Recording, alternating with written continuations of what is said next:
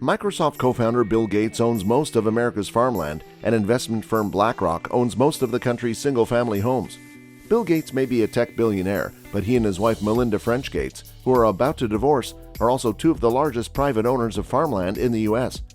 Recent reports detailing the extent of Gates' land ownership have drawn criticism from some environmentalists and farmers, who say there appears to be a contradiction between his public environmental advocacy and his personal investment strategy. Recently, NBC News reported that Gates had acquired more than 269,000 farm acres in the U.S. over the past 10 years. These purchases, made with the help of Washington's Cascade investment and several shell companies, include farmland in nearly 20 states that grow vegetables such as carrots, soybeans, and potatoes, some of which end up in McDonald's fries. These details come after agricultural newspaper Land Report reported in January that the tech billionaire and his wife were the country's largest private owners of farmland. An analysis by the news channel also identified Gates as the largest farmland owner in the U.S. Nearly 300,000 acres is a lot of land for a family or individual, but it's still only a small fraction of the estimated 911 million acres of farmland in the U.S., while Gates appears to be one of the largest private owners of farmland. In the country, you are not alone in wanting to incorporate agricultural land into your investment strategy. As Mother Jones recently reported, other large financial firms have also tried to buy agricultural land, even if they are not involved in day-to-day agricultural operations. Land Report, the outlet that named Gates as the primary owner of a private farm, points to several other families who claim more than 100,000 acres. The U.S. Department of Agriculture estimates that about 30% of U.S. farmland is leased by owners who behave like landowners and are not involved in agriculture, such as Gates. All of which is to say that it shouldn't come as a surprise that Bill Gates, one of the richest people in the world, makes investments to serve his financial interests.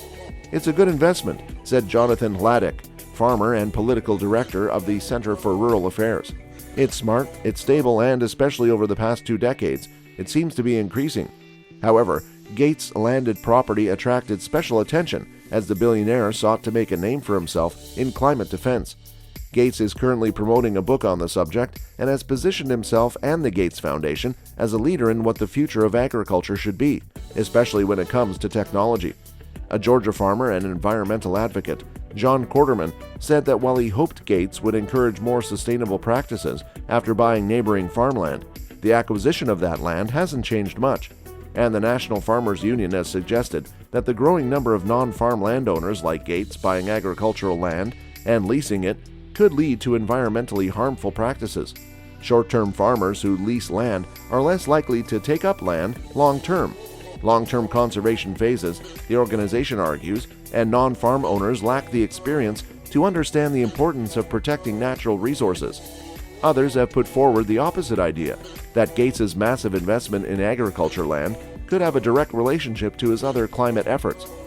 Newsweek, for example, recently suggested that its land ownership may be related to its investments in agricultural developments related to climate change and impossible foods, although it hasn't offered much support for that premise. While Bill Gates previously sought to separate the Gates Foundation's work on climate from its private investments, Cascade Investment defended its sustainability record. In response to the criticism, a spokesperson for Cascade Investment pointed out that it has enrolled all of its farmland in a program of Leading Harvest, a nonprofit organization that pushes sustainability standards that focus on biodiversity, conservation, and soil. Cascade plans to continue evaluating and implementing new initiatives that will improve the overall sustainability of its farmland portfolio, the spokesperson told Recode. More generally, Gates and other wealthy buyers of agricultural land have also been criticized for contributing to the concentration of land ownership. Because they can usually bid higher than local farmers can afford, fewer people end up owning their own farmland. As University of New Mexico professor Nick Estes wrote for The Guardian in April, this translates into a further push towards more intensive monocultures and industrial farming techniques to generate higher profits, while indigenous peoples and small farmers are more cautious with the use of land. The issues at stake extend beyond the land that Bill Gates bought. People tend to look for a story of salvation. Are they doing this to save the planet, or they are looking for the opposite? It's just another greedy landowner. Bruce Sherrick, professor of agriculture at the University of Illinois Urbana-Champaign, told Recode. Sherrick, who sits on Leading Harvest's board of directors, says Gates-owned farms are taking a positive step by following Leading Harvest standards. Gates himself wants to differentiate his climate defense and his investments. In a Reddit AMA in March, the billionaire appears to be trying to separate his climate defense and personal investments when asked about his land's wealth. "My investment group has chosen to do this. It is not connected with time.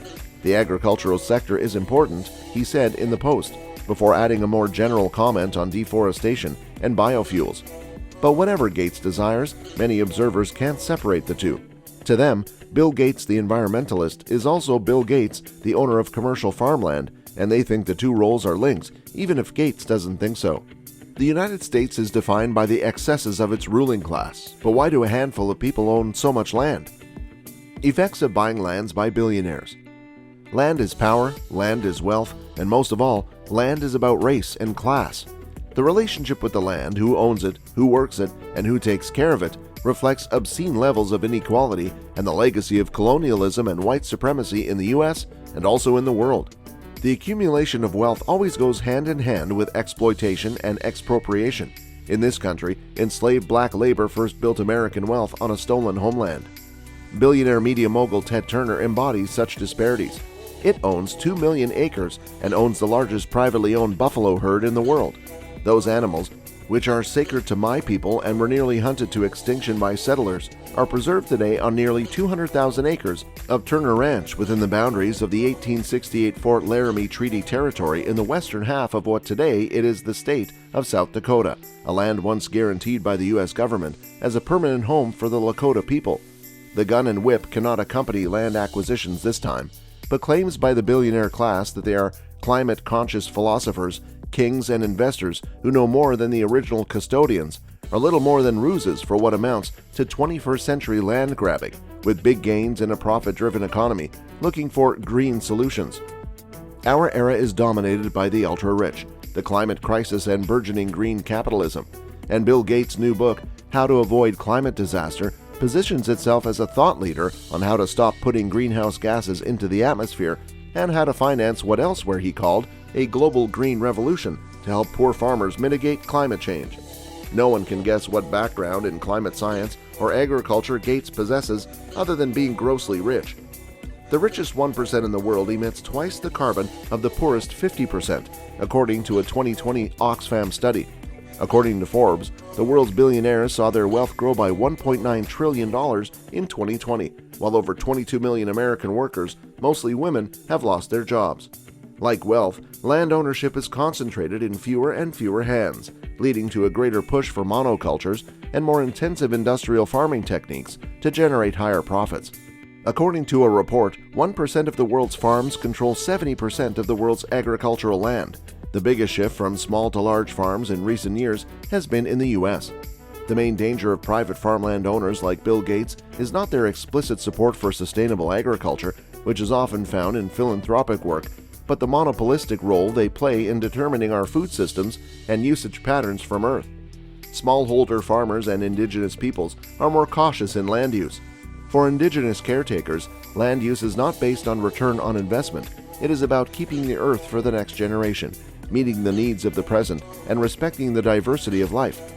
This is why the lands still managed by indigenous peoples around the world protect and support 80% of the world's biodiversity, anathema to industrial agriculture.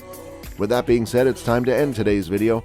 Press the like button and subscribe to our channel for more interesting stuff. Peace out.